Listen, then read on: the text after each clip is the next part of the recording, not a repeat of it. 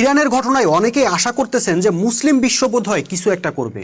ভাই, মুসলিম বিশ্ব বলে কি আদৌ কিছু আছে? মুসলমানরা তো এখন 57টা রাষ্ট্রে বিভক্ত। তাদের আলাদা আলাদা সীমানা, আলাদা সংবিধান, আলাদা নেতৃত্ব, আলাদা পলিসি, আলাদা স্বার্থ। তাদের প্রধান পরিচয় আর মুসলমান নয়, তাদের প্রধান পরিচয় এখন বাংলাদেশি, পাকিস্তানি, ভারতীয়, ইরানি, ইরাকি, তুর্কি ইত্যাদি। তারা নিজেরাই এখন দুনিয়াবি স্বার্থে এক দেশ আরেক দেশের বিরুদ্ধে যুদ্ধ করে। অথচ ইসলামের আকীদা কি ছিল?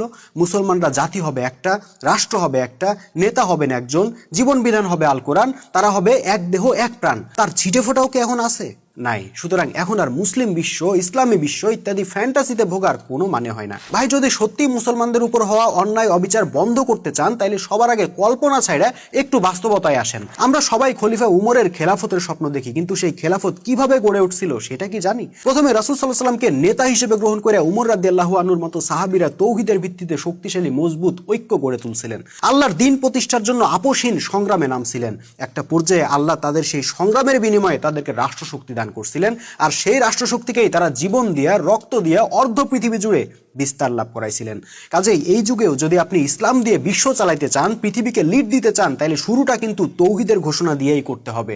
একজন বিপ্লবী নেতার হাতে বায়াত নিয়ে ঐক্যবদ্ধ হইতে হবে, চেইন অফ কমান্ডে আসতে হবে, এরপর জানমাল দিয়ে সংগ্রাম করতে হবে আল্লাহর দ্বীন প্রতিষ্ঠার জন্য। তবেই আপনি হবেন মোমেন, যে মোমেনকে বিজয় দেওয়া আল্লাহর অঙ্গীকার।